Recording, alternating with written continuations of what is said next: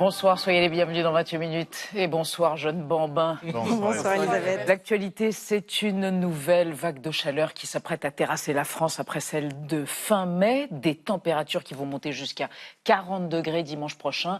Les sols asséchés, les milieux agricoles et viticoles en état d'alerte. Et les animaux sauvages, familiers ou encore les animaux d'élevage en grande souffrance. Alors les filles, vous avez chaud et vous me donnez chaud vous aussi. Ça fait 2-3 jours où on les sort le matin, quand il fait un petit peu moins chaud. Les 11 heures, il fait déjà 10 degrés de plus que ce qu'elles peuvent supporter. Comment les bêtes peuvent-elles s'adapter aux canicules et aux épisodes de stress hydrique qui vont aller en se multipliant avec le dérèglement climatique? Comment maintenir l'habitabilité de notre terre où animal, végétal et humain sont interdépendants? On en débattra ce soir. Et puis on vous retrouvera en fin d'émission Marie Bonisseau et Xavier Mauduit pour vos chroniques. Oui, Elisabeth, et le Parlement vient d'adopter définitivement la loi de réparation pour les enfants de la Réunion qui ont été déplacés dans les départements métropolitains. On les appelle les enfants de la Creuse et nous allons revenir sur ce sombre épisode de notre histoire à la mémoire douloureuse. Et vous, Marie? La liste du patrimoine mondial de l'UNESCO, liste prestigieuse s'il en est. Oui, mais c'est nouveau, certains habitants ne veulent plus en entendre parler et demandent à la quitter. Je vous explique pourquoi. On peut imaginer pourquoi, on en parle tout à l'heure. Et pour commencer, le témoignage incroyable d'un athlète extraordinaire, osons le mot. Pas un footballeur, ce serait trop facile et trop prévisible, mais un nageur de l'extrême, premier nageur en eau libre au monde à avoir traversé le détroit de Magellan, le canal de Beagle et le Rio de la Plata dans l'hémisphère sud. Il s'appelle Steve Stevenard, il est surnommé l'homme phoque. Cette chimère à 2 jambes et 2 nageoires, doudingue et champion sensible aux enjeux écologiques, nous rejoint tout de suite.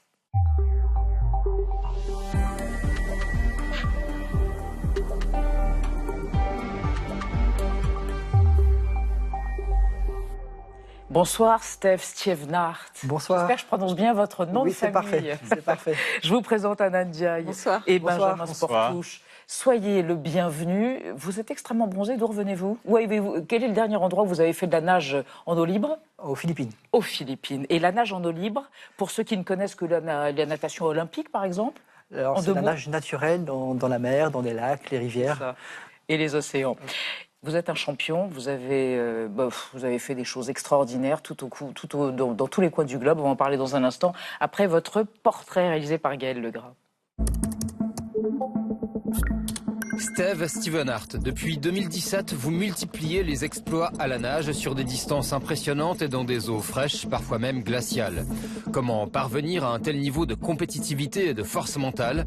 Pour répondre à cette question, vous avez le profil idéal. Au début des années 80, vous avez 5 ans et votre grand-père vous emmène parfois au Cap Griné dans le Pas-de-Calais où des nageurs s'apprêtent à rejoindre l'Angleterre. Ça m'a toujours fasciné et depuis ça, j'ai toujours resté dans ma tête cette traversée de la Manche. Sportif accompli, vous pratiquez la course à pied, le jet ski, le triathlon. À l'âge de 40 ans, vous vivez une séparation douloureuse, vous perdez votre boulot, votre maison, vous habitez dans un hangar, vous allez très très mal, vous vous fixez alors un défi.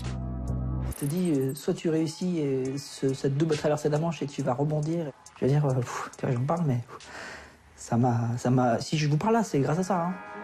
Dès lors, vous vous entraînez à raison de 2 séances par jour, vous réalisez une première traversée de la Manche, vous prenez 40 kilos en 4 ans en mangeant des sardines, des maquereaux, du hareng, bref des poissons gras. Vous gagnez le surnom de Steve le Phoque et en 2020, vous devenez le premier Français à réaliser la double traversée de la Manche, un aller-retour en 34 heures et 45 minutes. Je suis déglingué. Un truc incroyable. Depuis, vous avez réalisé de nombreuses traversées époustouflantes, comme cette triple de 120 km en plus de 51 heures dans le Pacifique entre Los Angeles et l'île de Catalina. Vous avez encore effectué le tour de Manhattan ou celui de l'île de Jersey. Dans votre préparation, vous ne négligez aucun détail. On s'entraîne dans les méduses pour entre guillemets s'immuniser, si je peux parler comme ça. Ah oui. On se fait piquer et voilà. Après, psychologiquement, on a passé aussi un cap. En avril dernier, vous avez été le premier à compléter ce que l'on appelle la triple couronne, soit la traversée du canal de Beagle, du détroit de Magellan et du Rio de la Plata en Amérique du Sud. J'ai eu que des vagues et du vent tout le temps, pas un moment d'accalmie.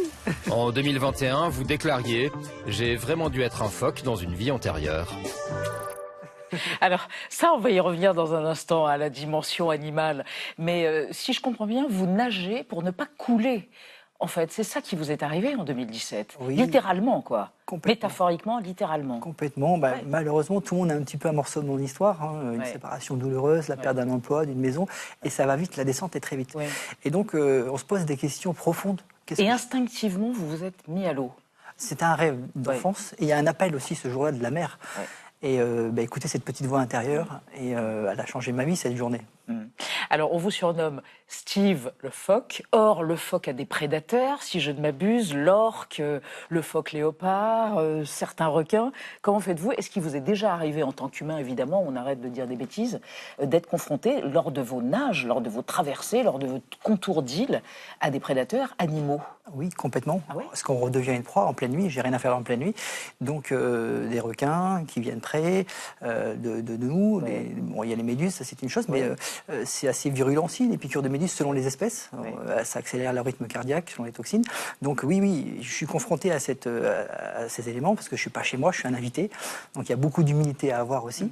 Mais j'ai accepté ce risque. Le risque? Le risque, c'est Tous les risques. voilà, si vous n'avez pas fait ce travail en amont, jamais vous sautez la nuit dans le détroit. Donc moi, pour pallier à ces peurs, j'annonce toujours mon intention avant de partir. Je m'adresse, alors ça peut paraître irrationnel, aux éléments, à la nature, les requins, les baleines. J'annonce toujours voilà, ce que je viens faire. Je suis un ami et ça m'aide en fait à pallier ces peurs. Alors des moments quand je touche quelque chose en pleine nuit, on sursaute, on ne sait pas ce que c'est. Donc il y a un moment, le premier réflexe c'est de se mettre à la verticale. Et alors ça sollicite une filière musculaire qui était en mode économie, donc ça réveille des crampes. Donc il faut arriver à gérer ce stress. Mais en fait, je sais que je vais être confronté à ça, donc toutes les choses, je les travaille au préalable. C'est-à-dire que là, j'ai la nuit, dans les algues, les méduses, c'est pas naturel. Donc je me suis entraîné aussi dans les bancs de méduses pour m'immuniser aux piqûres. Incroyable. Alors, pour accomplir la triple couronne du bout du monde, on va voir la carte. Et vous préparez ardemment, hein, vous le dites, et notamment vous passez du temps dans un congélateur. Enfin, c'est quand même une discipline de fer. Alors, il y a beaucoup de rigueur à avoir parce que le principal ennemi dans cette discipline, c'est le froid. C'est simple à comprendre, c'est physiologique. Votre corps est à 37 degrés, 38 sur les personnes. Mais pas la mer. Mais voilà, et donc rien qu'en restant statique, vous allez déjà brûler beaucoup de calories pour rester à votre température initiale. Donc, d'où l'importance de prendre des calories en amont. C'est ça, la ceinture de graisse, Exactement. 40-45 kilos, qui est un peu diminué, mais enfin quand même, on en devine quelques reliefs. Une centaine aujourd'hui. 1 kilo de poisson gras par jour, Selon les traversées, oui. selon les Alors, traversées. j'ai une variante aujourd'hui de passer à 110 kg et à 100 kg en 2 mois. J'adapte mon organisme aux traversées. Comme un sumo tori. Voilà, exactement. Ouais. Selon les compétitions. Et en fait, parce que le poids, c'est très efficace quand vous nagez dans une eau avec une salinité assez élevée, donc vous avez une bonne flottabilité. Mais à contrario, dans une eau douce, il faut emmener le poids, en fait. Ouais. Est-ce que vous en perdez beaucoup? Vous perdez 7 kilos d'un coup? Alors, selon les traversées, on peut perdre jusqu'à 7 kilos et c'est pas de l'eau, c'est du gras, quoi. Et quand vous traversez le détroit de Magellan, vous vous remémorez que le portugais Magellan l'a traversé en 1520 avec 5 navires, et vous êtes en slip, Alors, slip de seul, bain, bonnet, avec lunettes. vaguement un Zodiac dans les parages. Oui, alors c'est vrai que ça a bercé mon enfance, c'est chargé d'histoire, Magellan. Et la particularité de cet endroit, c'est qu'il y a le Pacifique et l'Atlantique qui se rencontrent. Et donc vous nagez en opposition avec deux masses, et c'est très perturbant en fait pour trouver des appuis en fait, parce que vous passez d'un côté à un autre, et ça a été rock'n'roll quand même pour arriver de l'autre côté, parce qu'il y avait des grands bancs d'algues qui ont freiné ma progression. Donc c'est gluant, hein. Donc on peut pas nager, donc on passe au-dessus des vagues. Donc il y avait un temps limité aussi, parce que ça faisait quand même 15 jours que j'étais sur place dans une cabane au bord du détroit, et c'est l'armée en fait qui organise cette traversée. Et plusieurs fois on m'a dit c'est bon, tu pars, et puis 30 minutes après on part pas. Donc le mot d'ordre, c'est l'adaptation. C'est la nature qui décide. Donc il y a beaucoup d'humilité à avoir par rapport à l'élément. À la fin, une force mentale et une humilité incroyable. Alors, on va évoquer avec vous et avec Anna le fait qu'on se demande évidemment, est-ce qu'on aurait tous la capacité à devenir comme ça un sportif ou un athlète de l'extrême? C'est une bonne question, et c'est un défi scientifique et sportif qu'ont lancé le CHU de Saint-Étienne et l'université Jean Monnet à 40 personnes, des volontaires sédentaires âgés de 25 à 50 ans. L'objectif, c'est de transformer ces adeptes du canapé en sportifs capables de terminer une course de 100 km avec 6000 mètres de dénivelé positif lors du prochain Ultra Trail du Mont Blanc qui aura lieu en 2027, et cela en seulement 18 mois. Ils vont donc enchaîner entraînement intensif, tests en labo à l'Institut régional de médecine et d'ingénierie de Saint-Étienne. pour pouvoir évaluer régulièrement à la fois leur endurance, leur transformation musculaire et puis aussi la qualité de leur sommeil, entre autres. Une expérience qui cherche à démontrer que la sédentarité est l'un des plus grands facteurs de risque pour la santé et qu'à l'inverse, les bienfaits de la santé physique sont à la portée de tous. Alors, est-ce que pour vous, à chaque fois que vous préparez un défi, la dimension scientifique, elle est importante? Elle est très importante. Déjà de s'entourer des bonnes personnes, parce que moi, ce qui m'anime, c'est la capacité de mon organisme à s'adapter à différents environnements. Alors, j'ai la chance de travailler avec le professeur Desrumeaux, qui est un grand gastroentérologue, qui étudie ma flore intestinale, Le biotope, parce que je bois de l'eau de mer par mégarde, je bois la tasse en permanence, que ce soit en Antarctique, au cercle polaire, au Rio del Plata. Et il s'avère que dans l'eau de mer, il y a des micro-organismes, des phages, qui s'isolent sur ma paroi intestinale. Et aujourd'hui, on étudie ces phages. Ça fait l'objet d'une étude auquel il va y avoir une prochaine publication avec la Fondation d'Age Science. Donc, c'est très enrichissant pour moi, parce qu'on est toujours en quête de performance, donc de s'entourer des bonnes personnes. Et on parlait de danger. Vous avez failli y rester quand même une fois. Vous avez eu du sel sur les lèvres. Enfin, ça fait gonfler votre visage. Oui, quand j'ai fait le record du monde il y a 3 ans au Catalina, c'est 51 heures d'études de nage non-stop. Et là, en fait, le sel vous fait gonfler les muqueuses externes. Vous avez l'impression d'avoir une bouche de mérou. Mais surtout, interne, ça obstrue l'entrée d'air. Vous pouvez plus respirer. Et donc, vous cherchez l'air. J'ai fini les 6 dernières heures en cherchant l'air, vraiment. Et c'est là où le corps c'était extraordinaire, parce qu'il économise le peu d'oxygène qu'on met dans les jambes. On met plus de jambes, en fait, pour chercher vraiment optimiser et de faire avec ce qu'on a. Et moi, c'est ce qui m'anime, c'est fascinant. Mais oui, alors d'où l'importance d'avoir une équipe. Moi, j'ai 18 personnes sur mon bateau. En fait, c'est les 3-8, quoi. C'est des rotations de 4 heures. L'équipe change toutes les 4 heures. Alors, il faut s'entourer des bonnes personnes. Je dis toujours, on n'applaudit pas d'une main. Chacun amène son expérience respective dans un projet commun, et c'est comme ça qu'on peut écrire des belles histoires. Edith, Steve Stievenard, vous nagez dans les eaux du monde entier. Évidemment, il y a un dérèglement climatique, un réchauffement des océans, et puis aussi la pollution plastique des océans. Vous êtes le premier témoin de ça. Quand vous nagez, que vous tombez sur des morceaux de plastique qui flottent. Malheureusement, je suis confronté à cette pollution en permanence, mais aux 4 coins du globe. C'est un constat qui est réel. Moi, j'ai fait beaucoup de sensibilisation environnementale, déjà par conviction profonde, depuis une vingtaine d'années maintenant. Vous encouragez les jeunes à ramasser Alors, c'est surtout d'avoir les bons gestes, parce que c'est une question d'éducation, et d'avoir les bons gestes au départ. Et c'est les enfants qui sensibilisent les parents, parce qu'il y a une génération, malheureusement, on a l'impression de parler à un mur. Les gens se disent oui, c'est bien, mais ils ne vont pas changer leurs habitudes. Par contre, les enfants, eux, sont parfaitement conscients du problème, et c'est eux l'avenir. Merci infiniment d'être venu nous épater. L'homme phoque. Voilà, avec prochain défi. Alors, normalement, le Japon. Le Japon? Alors, si tout va bien, c'est dans un mois, mais c'est au conditionnel. C'est Dame Nature qui décide. Votre humilité vous honore. Merci infiniment, Steve Nart. Et on suivra votre épopée au Japon, dans la mer du Japon. Merci encore. Et on va passer à notre débat sur les canicules à répétition qui font suffoquer la France, conséquence du dérèglement climatique. Quels impacts concrets sur la fertilité des abeilles et des autres pollinisateurs, la pérennité des forêts, la lutte contre les espèces invasives, la santé des vignobles ou encore des sols agricoles? Au-delà de la biodiversité fondamentale, l'homme peut-il s'adapter à lui-même? Débat après la mise au point de Sandrine Le Calvez.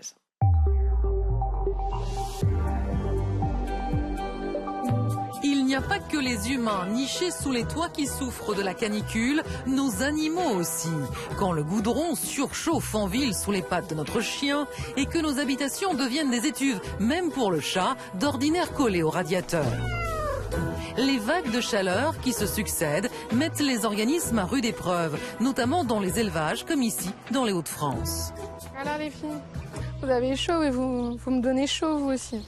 Il est 11h, il fait déjà 10 degrés de plus que ce qu'elles peuvent supporter. Ça fait 2-3 jours où on les sort le matin, quand il fait un petit peu moins chaud.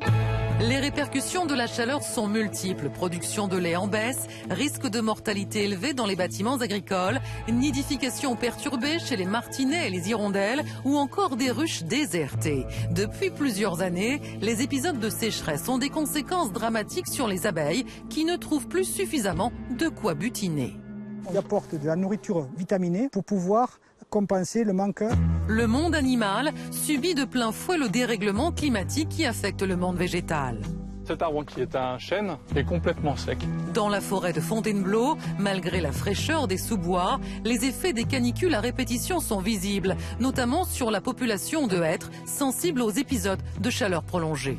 l'arbre, c'est une colonne d'eau. Et donc on peut avoir un arbre qui, comme ça, se dépérit petit à petit du fait des contraintes de sécheresse, soit une sécheresse très importante à un moment, soit une accumulation de sécheresse d'année en année.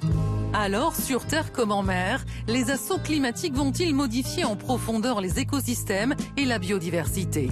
Comment protéger le monde végétal et animal? Faut-il s'inspirer de la capacité d'adaptation de la nature pour s'accommoder d'une chaleur toujours plus étouffante?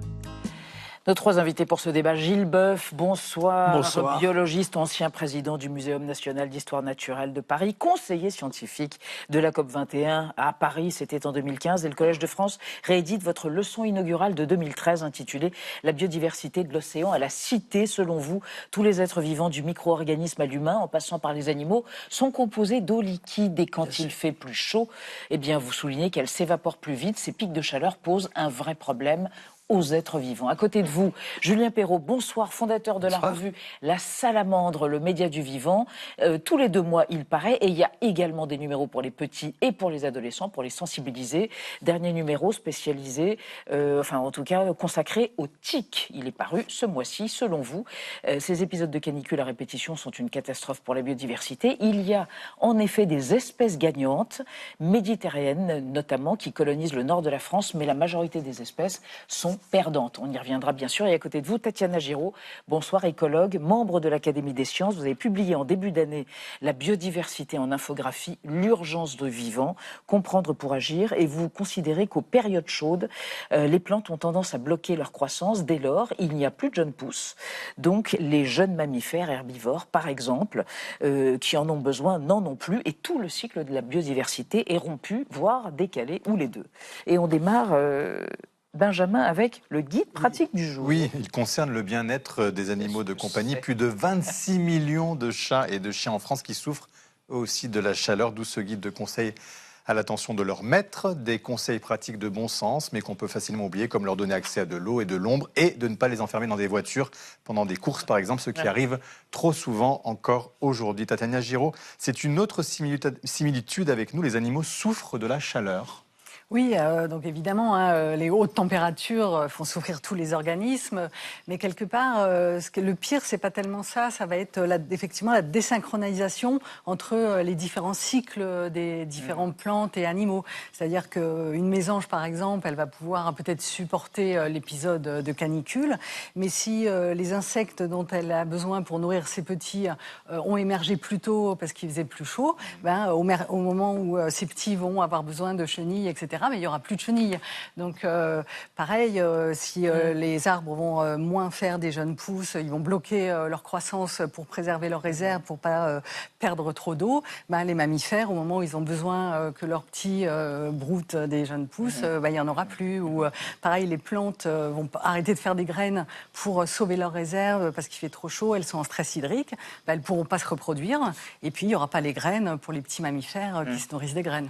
À propos de stress hydrique, Gilles Boeuf, on est tous composés d'eau. Oui. Et quand il fait chaud, elle s'évapore. Bien sûr. Et le problème commence là aussi. Il faut commencer. Un bébé humain qui naît, qui sort de sa maman, qu'on étreint, 3/4 d'eau liquide. Notre cerveau, 80% d'eau. Alors, l'humain, en fait, il n'a que 4 systèmes pour se refroidir. Quand il fait chaud, il a la conduction, on échange sur chaque particule d'air sur la peau. La convection, quand on bouge ou quand il y a du vent, ça change. Le rayonnement, on émet un rayonnement infrarouge. On émet un rayonnement infrarouge. Mais ça marche qu'à 33 degrés, tout ça. Passé 33, ça passe dans l'autre sens. Il ne reste plus que l'évapotranspiration. Et le drame de l'humain, c'est que comment évacuer de l'eau liquide d'un corps en vapeur d'eau, quand déjà l'extérieur est saturé en vapeur d'eau. Voilà pourquoi on ne joue pas au football dans les forêts tropicales humides. C'est tellement net, en fait. Et pour les animaux, c'est la même chose. Le chien, je vois qu'il y a un chien là. Lui, en plus, il ne transpire pas, le pauvre chien. Alors, il tire une langue comme ça, là, et puis il fait sa polypnée thermique, mais ils ne sont pas adaptés à des climats qui vont vers le haut. Alors, sur les chats, moi, je ne suis pas un fanat des chats parce qu'ils mangent trop d'oiseaux, mais ça, c'est autre chose. Mais Julien Perrault, c'est pour ça que vous dites qu'aujourd'hui, l'été, c'est plus difficile que l'hiver. Ça, c'est une inversion de notre époque, notamment à cause du réchauffement climatique. Oui, en fait, pour nous humains aussi d'ailleurs. Traditionnellement, il y avait plus de mortalité en hiver. Et c'est vrai que l'hiver, dans des climats tempérés, c'est la saison un peu de tous les dangers pour la biodiversité. On doit se cacher, on doit migrer, on doit se mettre en diapause. Et en fait, on vit une véritable inversion du problème, parce que finalement, les hivers, on en a de moins en moins. En plaine, on en a même pratiquement plus, par rapport à ce qu'il y avait en France il y a 40-50 ans. Et par contre, les étés sont de plus en plus meurtriers et commencent de plus en plus tôt. Vous voyez, l'été, là, cette année, il a commencé en gros le 20 mai. Donc en fait, c'est le grand défi maintenant pour le vivant et pour nous aussi humains, c'est de plus en plus cette saison chaude qui dure depuis longtemps. Alors il y a des animaux qui inversent leur cycle. Par exemple, la salamandre tachetée, qui est la mascotte de mon magazine, traditionnellement, elle hiberne en hiver. Judicieux d'en parler. Voilà, elle hiberne en hiver et puis elle se reproduit un peu au printemps, en automne. Et là, en fait, dans beaucoup de régions, elle inverse, c'est-à-dire qu'en hiver, ça lui convient très bien parce que les conditions maintenant sont douces, il gèle plus beaucoup.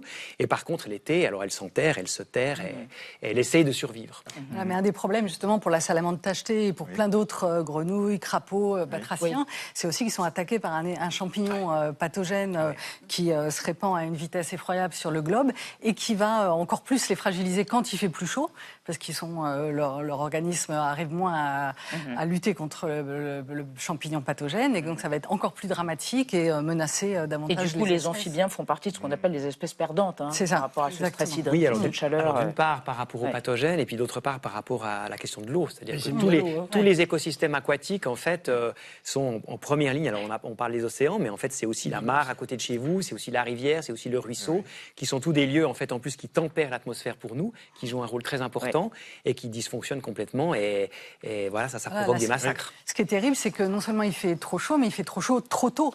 Et donc c'est une période de reproduction. Les batraciens, par exemple, si les mares s'assèchent, tous les têtards vont mourir. Donc ça va passer une saison de reproduction. Et puis nos vaches aussi, laitières, qui souffrent de la chaleur. Regardez, écoutez ce témoignage d'une productrice justement de lait. Elle dit que bien ça a des conséquences sur la production. Bien sûr. Premièrement, la vache mange beaucoup moins, comme nous, parce que quand même avec la chaleur, on mange moins. Et la production se fait principalement par l'alimentation. Deuxièmement, la vache, comme elle essaye de se refroidir le plus possible, elle reste debout, elle ne se couche pas. Et une vache qui produit du lait, c'est la vache couchée. La vache qui stagne à ne rien faire, ni manger, ni boire, rester debout, entre guillemets, bêtement, c'est une vache qui ne produit pas de lait. Gilles Boeuf, conséquences concrètes, le lait pour les vaches et le miel aussi pour les abeilles. Complètement, mais tout ça, ce qu'on n'a pas dit, c'est les alternances. Par exemple, début avril, mes viticulteurs me disent moins 4 degrés. Ça fait 2000 ans qu'il fait moins 4 degrés le 4 avril, mais il ne fait pas 30 degrés la semaine précédente. Et là, le vivant, ça va trop vite pour qu'il puisse s'adapter en ces conditions-là. On peut évoquer aussi les oiseaux, notamment parce qu'on est en période de nidification, et à cause de la chaleur, notamment des martinets, des hirondelles, qui font des nids près des maisons, contre les maisons, risquent de ne pas revenir dans leur nid et les oisillons meurent dans les œufs. En effet, c'est quelque chose qu'on peut assez facilement terrible. observer ça en ce moment dans les villages, dans les villes. C'est qu'effectivement, il y a certaines espèces d'oiseaux qui nichent vraiment tout près des humains, sur les habitations, donc les martinets, les hirondelles. Donc ils sont dans des environnements très minéraux, très bétonnés, très chauds. C'est nos îlots de chaleur dans lesquels on habite aussi malheureusement. Et en fait, en pleine période de nidification, ce qui se passe souvent, c'est qu'à un moment donné, les parents ne reviennent même plus nourrir les jeunes parce qu'ils ont trop chaud de venir dans le nid. Et à un moment donné, donc, soit les poussins meurent de faim, soit ils meurent de soif, soit à un moment donné, ils sautent avant de s'être suffisamment développés, juste pour se rafraîchir, et c'est la mort. Et dans les centres de soins de la faune sauvage, en ce moment, on a énormément d'arrivages de ces espèces, de martinets. Gilles Boeuf, les pollinisateurs, que ce soit les abeilles sauvages, les bourdons, sont eux aussi mis à mal par cette chaleur, par cette chaleur écrasante. La réaction du vivant à la chaleur qui monte, c'est d'abord une augmentation du métabolisme. Alors pour l'aquatique, c'est dramatique, parce que vous savez qu'il y a une règle physique de base, plus il fait chaud dans l'eau, moins il y a d'oxygène. Donc sur les poissons, c'est une vraie catastrophe. Et le second, c'est la migration, on bouge. Pour ce qui sait bouger, bien sûr. Tous ceux qui migrent, on a beaucoup de migrations déclenchées comme ça maintenant pour aller où ailleurs, soit pour trouver un partenaire amoureux, soit pour trouver des proies. Ce que tu disais tout à l'heure sur les différences entre les proies et les larves, ça pose un gros problème. Donc tout le vivant réagit comme ça. Alors je vais parler un petit peu de l'océan parce que je plongeais à Bastia en septembre il y a 2 ans, 30 degrés à 30 mètres. C'est plus chaud qu'à Tahiti ou qu'aux Antilles. Alors tout ce qui est immobile s'en vont. Les poissons bougent, mais par contre, tout ce qui est les animaux sessiles de l'océan, c'est particulier, qui ne bougent pas, le corail rouge, les gorgones, bien sûr, les éponges. On a des mortalités massives en ce moment dans l'océan liées à ces vagues de chaleur. Et récemment, on a fait une modélisation mathématique des épisodes de mortalité des gorgones à Nice. C'est exactement la même courbe qu'une dépression nerveuse. On a exactement le même système. Toutes les choses qui vont annoncer le système ont subi l'agression Si on y résiste, peut-être qu'on pourra résilier. On ne résilie pas si on est mort. Hein. Donc si on est détruit, on n'en parle même plus. Et après, on voit comment on revient dans un système plus ou moins proche de l'antérieur. Le drame actuel, c'est que tout ça se fait beaucoup trop vite et se répète en permanence. Alors, vous évoquez les milieux aquatiques. On va les évoquer avec vous et avec Anna à propos donc de l'augmentation de la température des mers qui met en danger, entre autres, moules et huîtres. Donc, le travail des ostréiculteurs. Ah bah oui, plus de moules d'ici 2050 en Méditerranée. C'est la conclusion d'une étude qui a été menée par des chercheurs de l'IFREMER et du CNRS et qui a été publiée à la fin du mois de décembre dans la revue Earth Future. Une expérience d'envergure mondiale qui a été menée pendant plus d'1 an sur un élevage d'huîtres et de moules de l'étang de Thau. Et dans le scénario 2050, la température de l'eau a été augmentée d'1 seul degré, ce qui s'est avéré fatal pour la totalité des moules. Les chercheurs ont donc préconisé de déplacer l'élevage de moules en mer, plus au large, où l'eau y est beaucoup plus fraîche. Quant aux huîtres, elles ont mieux résisté, elles ne sont pas mortes, mais elles ont moins grossi, elles se sont moins reproduites et leurs coquilles étaient moins épaisses, ce qui les rend de fait plus vulnérables. Un constat que partagent déjà des ostréiculteurs du bassin d'Arcachon, entre autres, qui eux subissent des pertes récurrentes depuis plusieurs années déjà à cause du stress occasionné par tous ces épisodes de forte chaleur, à tel point que certains en Vendée en viennent à investir, regardez, dans des climatiseurs pour refroidir l'eau de leur bassin. Tatiana Géraud, c'est vrai que ça paraît un peu absurde. Faut-il déployer autant de moyens, des climatiseurs par exemple, dans ces bassins pour maintenir ces élevages à tout prix? C'est sûr qu'à court terme, on essaye de s'adapter. Les gens qui vivent de ça sont bien obligés de trouver des solutions à court terme. Après, il faut aussi penser à plus long terme et de se dire qu'il va y avoir des limites à l'adaptation. Et donc, à un moment, il va falloir limiter les émissions de CO2. Ça veut dire qu'il va falloir renoncer à consommer, par exemple, des huîtres de l'étang de Thau et que peut-être elles pourraient être élevées en Islande ou en Norvège? Non, surtout, l'idée, c'est d'essayer de limiter au maximum le réchauffement climatique pour qu'on n'ait pas à s'adapter à des températures trop élevées auxquelles ça ne sera pas possible. Vous n'êtes pas très optimiste, vous dites qu'on est au bord d'un vortex d'extinction. Oui, c'est ça. C'est-à-dire que les populations, à force de s'effondrer, elles ont perdu leur capacité d'adaptation. Elles sont, à force de subir des canicules à répétition et de plus en plus tôt, elles peuvent absorber peut-être 1 ou 2 canicules, mais des canicules comme ça répétées, ça devient très difficile. Les forêts, par exemple, n'ont pas joué leur rôle de puits de carbone depuis 2 étés. Et là, on voit qu'avec ces canicules si tôt, c'est pareil, les arbres bloquent leur reproduction. Et donc, ça veut dire que tout le CO2 qu'on émet va en plus s'accumuler d'autant plus dans l'atmosphère puisqu'il est plus stocké par les forêts. Ce que j'aimerais dire pour rajouter une couche, c'est qu'en fait, pour résumer ce débat, on voit que nous-mêmes, comme humains, quand il y a ces canicules, on est en souffrance. Il y a même beaucoup de gens en France qui meurent de ces épisodes de chaleur, des milliers et des milliers de gens. En 2003, il y a eu des milliers de morts. Mais en 2026 aussi, il y a bien plus. Et en fait, on voit que le monde vivant, et nous, on est aussi des êtres vivants, le monde vivant, il est aussi en souffrance. Et en fait, cette question, on peut adapter un certain nombre de choses au dérèglement climatique, un petit peu. Mais à un moment donné, ça ne suffit pas. À un moment donné, on est vraiment face à une urgence qui est au-delà de la politique, de se dire est-ce qu'on est de gauche, est-ce qu'on est de droite, c'est égal. Il y a une urgence vraiment vitale maintenant. On a bien pu se mobiliser, par exemple, contre le Covid en 2020. On a vu ce qui s'est passé politiquement. Il y a eu une mobilisation incroyable. Et bien finalement, aujourd'hui, ça doit être le grand enjeu. C'est vraiment de se mobiliser pour le vivant, pour nous, pour qu'en fait notre société, notre économie puisse résister à ce bouleversement terrible en arrêtant de produire du CO2. C'est très simple. Je voudrais ajouter sur les huîtres un bel impact social qu'on ne connaît pas. Oui. Il y a 14 000 marins-pêcheurs en France, 4 femmes. Il y a 22 000 ostréiculteurs, 11 000 femmes. C'est un des rares métiers, en dehors du tourisme, où on fixe des femmes sur la côte. L'ostréiculture qui partirait, ce serait dramatique. Parce qu'il y a l'aspect climatique, mais en plus, maintenant, les stations d'épuration débordées, lorsqu'on a effectivement ces crues, avec des produits qui font qu'ils ne peuvent plus vendre leurs produits. Or, l'huître, c'est un des meilleurs produits qu'on puisse imaginer, tant que l'eau est propre.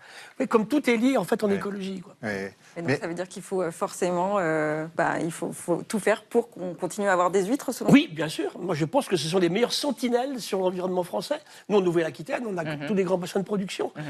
Et fixer des gens sur la côte toute l'année, en dehors du seul tourisme, c'est fondamental.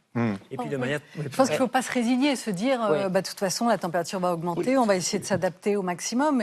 Il faut vraiment essayer de limiter au maximum les pressions sur le vivant parce qu'on va vers une planète qui n'est simplement pas habitable pour l'être humain tel que l'est, avec le réchauffement climatique, avec toute la destruction du vivant actuel. Donc il ne faut pas se résigner et se dire non, il faut tout faire pour limiter les pressions sur le vivant, donc le dérèglement climatique, les pesticides, les destructions d'habitats naturel pour conserver cette habitabilité. Oui, parce que Julien Perrault, derrière, eh bien, c'est les espèces invasives. On le voit, par exemple, dans les parcs parisiens et d'ailleurs dans des métropoles. Eh bien, le cas des chenilles processionnaires, il y en a partout. Oui, alors les exemples se multiplient avec le dérèglement climatique, aussi les exemples de maladies aussi qui peuvent nous toucher, nous, comme humains. Mais ce que je voulais surtout dire, en prolongement de ce que vous venez de dire, c'est qu'en fait, le côté très positif des choses, c'est qu'en fait, le vivant, c'est notre meilleur allié. C'est-à-dire chaque fois qu'on va préserver la biodiversité tout autour de chez nous, à l'échelle de mon jardin, de mon village, de ma commune, de mon métier, de ma collectivité territoriale, en fait, je vais travailler pour le climat. Si je prends l'exemple d'une forêt, par exemple, c'est pas nous qui avons inventé le climatiseur. La forêt, c'est un extraordinaire climatiseur naturel, en plus qui est biodégradable, ce qui n'est pas le cas des nôtres. Et en fait, quand on exploite une forêt, si on fait une coupe rase, vous détruisez ce microclimat qui est favorable à la biodiversité, mais qui retient aussi l'humidité, qui tempère l'atmosphère tout autour de vous, dans votre village, dans votre banlieue, etc. Donc en fait, par exemple, il faut adapter d'urgence. Les sylviculteurs sont sensibles à ça maintenant, ça change, ça évolue? Alors, il y a des choses qui vont dans le mieux, il y a des choses qui vont dans le moins bien. Et le problème, c'est qu'on a aussi besoin de beaucoup de bois pour faire une transition écologique, et que la filière bois est sous pression. Mais en même temps, si on continue à faire des coupes rases, en fait, après, vous pouvez planter ce que vous voulez, ça poussera plus, en fait. Donc il faut vraiment exploiter la forêt, ce qu'on appelle en couvert continu, c'est-à-dire qu'elle maintient son rôle de climatiseur, et en fait ça bénéficie à toute la région, aux humains et aux non-humains. Parce qu'il ne faut pas oublier que le climat affecte les vivants, mais les vivants qui s'en vont en retour affectent le climat. Si j'enlève la forêt, il ne pleut plus. S'il ne pleut plus, il n'y a pas d'agriculture. Je pense que le drame actuel, c'est que l'humain a oublié qu'il est vivant. Dans tout ce qu'on dit là, si chaque seconde on s'en rappelle, on se passe la journée, on se tire les cheveux. Je suis vivant, il me faut de l'eau propre. Il faut une alimentation de bonne qualité et de l'air pur. On l'a complètement oublié, en fait. On l'enseigne plus, je ne sais pas, mais si... Vous savez, ceux qui m'en parlent le mieux, moi, ils sortent d'un cancer. Je rencontre des gens à l'hôpital, eh bien, oui, je me rends compte maintenant que je suis vivant. C'est un petit peu tard, hein. C'est pour ça que c'est très important de ramener ça dans le débat public, dans l'économie. L'économiste, il oublie que lui aussi, il est vivant, en fait, hein. Oui. Alors, on va regarder une archive à propos des espèces qui remontent du sud vers le nord à cause du dérèglement climatique. De nouvelles espèces. Donc, par exemple, en France, c'est en Bretagne, des insectes originaires d'Afrique. Regardez. Sous les latitudes bretonnes, au climat très tempéré, le papillon venu d'Afrique était presque devenu une pièce de collection. L'été caniculaire l'a vu revenir en abondance dans nos jardins. Son envergure de 10 cm a suscité de nombreuses questions posées aux spécialistes du muséum. Il s'agit bien du sphinx à tête de mort. C'est une espèce qui reste rare en France, surtout dans nos départements du Nord. Parce que... Ces papillons de l'été ont laissé place à des chenilles de taille tout aussi impressionnante.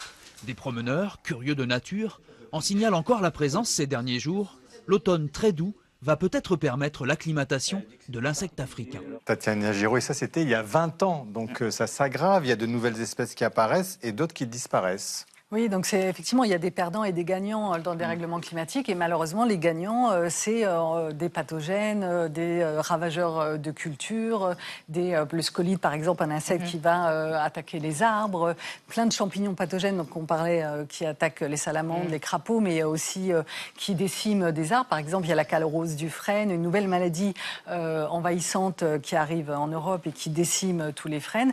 Et le dérèglement climatique aggrave encore l'effet de cette maladie. Donc malheureusement, oui, tous les invasions biologiques par des pathogènes, ça fait partie des gagnants qui ne sont pas très heureux. Alors ça, c'est les espèces invasives. Mais Julien Perrault, il y a quand même de temps en temps des bonnes nouvelles, notamment à propos du tic. Et de la maladie de Lyme. Vous pouvez nous expliquer? Alors les tiques, il y a plusieurs choses. Mais c'est vrai que dans le dernier numéro de la revue Salamandre, on a consacré un gros dossier à cet animal qui est assez gênant pour beaucoup de monde parce qu'il transmet la maladie de Lyme. Il transmet la maladie de Lyme, il transmet l'encéphalite et bientôt maintenant il y a de nouvelles maladies qui arrivent malheureusement. Le Congo est chez nous, hein. Et par exemple, ce que je voulais dire par rapport aux tiques, ce qui est étonnant, c'est qu'elles aiment la chaleur. Donc elles montent de plus en plus en altitude, en France, en montagne, elles peuvent nous attaquer. Mais par contre, elles sont très sensibles aux canicules parce qu'elles ont besoin de beaucoup d'humidité. Donc la petite bonne nouvelle, c'est que les infections de Borréliose sont un petit peu en diminution en France. D'accord. Je voudrais dire un mot sur les migrateurs qu'on oublie tout le temps. Les grands poissons migrateurs, l'anguille européenne, le saumon atlantique, l'esturgeon européen, qui est en train de disparaître, qui ne vit plus qu'en France au monde. Il vit dans 2 rivières au monde, en France, en Dordogne, Vézère et Gironde-Garonne. Un poisson, les femelles faisaient 400 kilos, 2 ovaires de 50 kilos. À 3300 € le kilo de caviar, il n'y en a plus. Mais et l'anguille l'anguille suit réfugie ailleurs.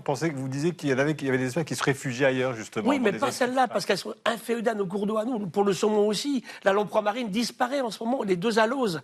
C'était des bêtes de chez nous. Et le changement climatique, qu'est-ce qui se passe? Quand on part de l'Allier, il y a 1000 km pour aller à l'océan. Ils partent au moment où ils partaient. Et quand ils arrivent en mer, il fait trop chaud déjà, en fait. Alors, est-ce qu'on va les mettre dans des camions, quand vous parlez de manipuler le système, pour leur faire descendre plus vite? Vous imaginez qu'un écologue là-dessus est quand même pas mal réservé. Mais on le vit. On va perdre des espèces qui sont totalement emblématique de ce qu'était en fait notre biodiversité. En effet. Tatiana Giraud, vous l'avez dit tout à l'heure, il est urgent de réduire nos émissions de gaz à effet de serre. Ça, c'est indispensable pour essayer de freiner un peu, malgré les effets de rétroaction, le dérèglement climatique. Mais alors, il y a des gens qui évoquent des solutions biomimétiques, par exemple, s'inspirer de l'habitat des termites pour faire construire une architecture. Voilà. Qu'est-ce avec que vous en pensez parmi les solutions? Une climatisation un peu passive, et pas consommatrice d'énergie. Donc, encore une fois, ça peut être une bonne solution pour s'adapter à la marge à court terme. Mais ça ne suffira pas dans une France à 50 degrés. Donc oui, toutes ces solutions un peu technologiques ou s'inspirer dans le biomimétisme des nageoires des baleines pour faire par exemple des éoliennes plus aérodynamiques et donc qui participent à mieux décarboner notre énergie. Mais pareil, c'est des petites solutions technologiques qui vont améliorer un peu à la marge, mais il ne faudrait pas que ça nous laisse dans le déni de se dire on peut s'affranchir des vrais changements de fond nécessaires et en particulier d'arriver à la neutralité carbone. Julien Perrault? À fond d'accord. C'est exactement ça. C'est-à-dire qu'on peut. Avec ce il y a cet axe de l'adaptation. Évidemment, on peut essayer de gagner quelques degrés en peignant son toit en blanc, on peut faire un certain nombre de choses, mais à un moment donné, si ça continue toujours à augmenter, ça ne va plus aller, quoi. Donc la seule solution, on la connaît, c'est les gaz à effet de serre à limite d'urgence, parce qu'en fait, là, notre planète, elle a un gros coup de chaud. Alors elle s'en remettra, mais pour nous, ça va commencer à devenir très, très Regardez réduit. un site ce soir, gratuit, Nature égale futur. On fait 60 films au CBIOS qui racontent chaque fois une aventure réussie biomimétique.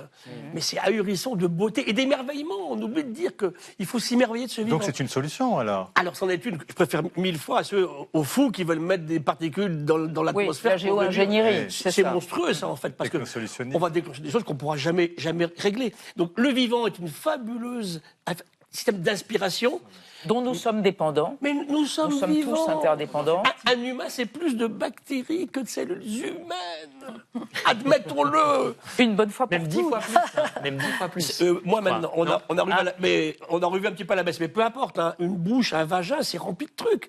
Et c'est pour ça qu'on marche bien. Et la moindre disharmonie, c'est l'obésité.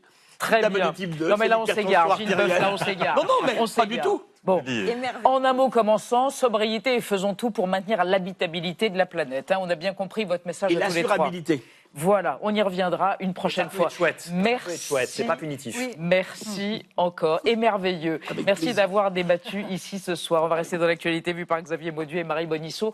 Loi de réparation votée enfin pour compenser le terrible préjudice subi par les enfants de la Creuse pendant 2 décennies. Et puis des sites classés au patrimoine mondial de l'UNESCO réclament leur déclassement.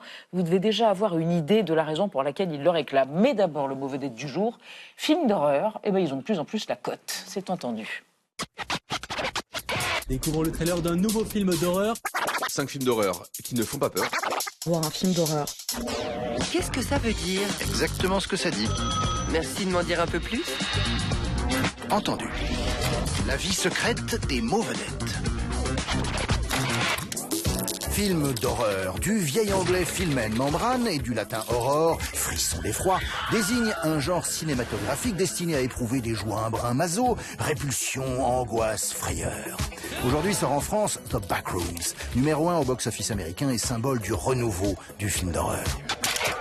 Depuis 2 semaines, le film écrase une franchise vache à lait et grimpe déjà, par le tas de dollars engrangés, dans le top 10 des films d'horreur. Ici, le monstre n'est pas une fillette envoûtée, une tronçonneuse aiguisée ou un mort-vivant sadique, mais un lieu, un espace liminaire dans le jargon, soit un dédale de pièces et couloirs dépeuplés. Au commencement, dans un forum qui s'intéresse au paranormal, est publiée l'inquiétante photo d'une arrière-salle jaune. Un magasin de meubles en pleine réorganisation, on le saura plus tard. En 2019, l'image suscite une écriture collaborative où chacun se met à broder sur un angoissant monde parallèle jaunasse, The Backrooms. En 2022, cet imaginaire est adapté en court-métrage et cumule 85 millions de vues. Son auteur, youtubeur prodige de 16 ans, bricole son film d'horreur avec des outils gratuits en un mois. En 2026, 130 ans après Méliès, à l'origine du tout premier film d'horreur, la version longue de The Backrooms est l'un des tout premiers succès hollywoodiens issus directement du web. Chez l'adulte, le film d'horreur libère l'hormone du stress et après le danger, celle du plaisir. Ce tourniquet agitant régulateur émotionnel comme les rêves et les cauchemars. Les fans du genre se sont d'ailleurs mieux adaptés à la période Covid, leur système nerveux étant déjà préparé à affronter l'angoisse et l'incertitude. On apprend tous de nos horreurs. Il tutoie les sommets, Thibaut Nolte. Merci Thibaut Nolte. Bon, rebonsoir Marie Bonisseau et Xavier Mauduit. Alors Xavier, il était temps, non? La loi d'indemnisation des enfants réunionnais déplacés en métropole, surnommée les enfants de la Creuse, eh bien, elle a été adoptée définitivement par le Parlement. C'était quand? Hier, voilà. Et une histoire qui nous ramène aux années 60, 62. Oui, exactement. 1962, Elisabeth, parce que c'est le moment où les autorités administratives et politiques pensent avoir trouvé la solution à un problème démographique qui les préoccupe. Parce que d'un côté, vous avez la crainte d'une régression de la population française, du dépeuplement de certaines régions. On ne fait pas assez d'enfants. Et puis de l'autre côté, vous avez la frousse d'une explosion démographique à La Réunion. Vous savez, ce vieux préjugé sur une sexualité débridée et donc une fécondité folle. Bah, écoutez, la solution est simple. Elle est terre à terre d'ailleurs. Vous prenez des enfants de La Réunion et vous les déplacez dans les territoires métropolitains. D'autant qu'on est dans un contexte de décolonisation. La France vient de perdre l'Algérie où sa jeunesse a pu se révolter. Et donc on a peur aussi qu'à La Réunion, il se passe la même chose. Donc on veut garder La Réunion et contrôler tout ça. D'où les enfants de la Creuse. Oui, d'ailleurs, c'est un nom qui leur a été donné a posteriori, parce que la Creuse, c'est le département français qui a accueilli le plus grand nombre d'enfants. Il y en a 215 dans la Creuse, mais en réalité, ce sont plus de 2000 gamins qui sont transplantés donc depuis La Réunion sur l'ensemble du territoire métropolitain. Michel Debré, après avoir été le premier ministre du général de Gaulle et le député de La Réunion, et il soutient cette politique-là. Donc l'idée, c'est d'identifier des enfants donc abandonnés, isolés, et puis de les faire venir en France. Et même plus encore, c'est d'aller retirer des enfants à des familles, alors sous couvert de protection sociale. Et puis alors, il y a des cas où ça se discute énormément, mais dans tous les cas, il y a de la violence. La violence du déracinement, déjà, c'est tout simple, parce qu'on ne part pas de La Réunion et qu'on arrive dans la Creuse sans que ça crée un choc. Et puis, ce sont des gamins qui, pour certains, ne parlent pas bien français, qui se trouvent dans un environnement inconnu, avec des gens inconnus.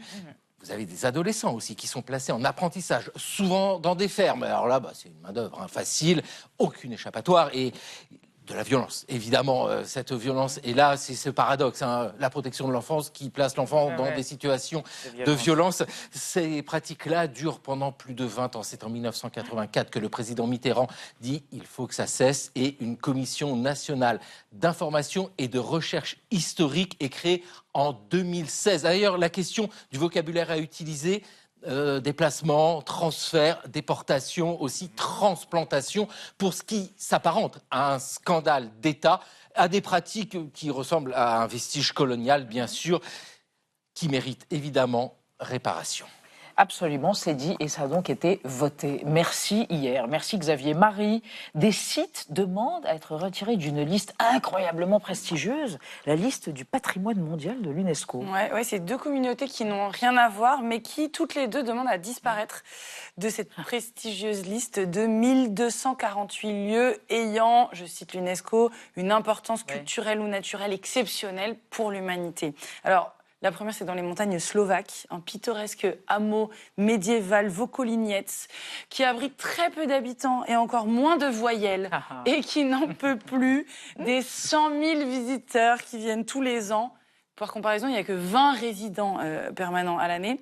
Des résidents qui se plaignent d'être scrutés par la fenêtre de leur maison comme si c'était des mannequins de cire d'un écomusée. Ça, et puis les étals de souvenirs, et puis les stands de sandwich qui dénaturent franchement le paysage. Tandis qu'en Tanzanie, dans le fameux parc du Ngorongoro, je dis fameux parce que tous les gens qui rêvent de faire un safari veulent y aller un jour. Voilà, sauf que sur ces terres, il n'y a pas que des girafes, il y a aussi des Maasai. Et ce printemps, l'Alliance internationale de solidarité Maasai a réclamé le retrait du Ngorongoro de cette liste de l'UNESCO parce que la conservation de ce site exceptionnel, c'est l'argument principal utilisé par l'État tanzanien pour les déplacer une fois de plus.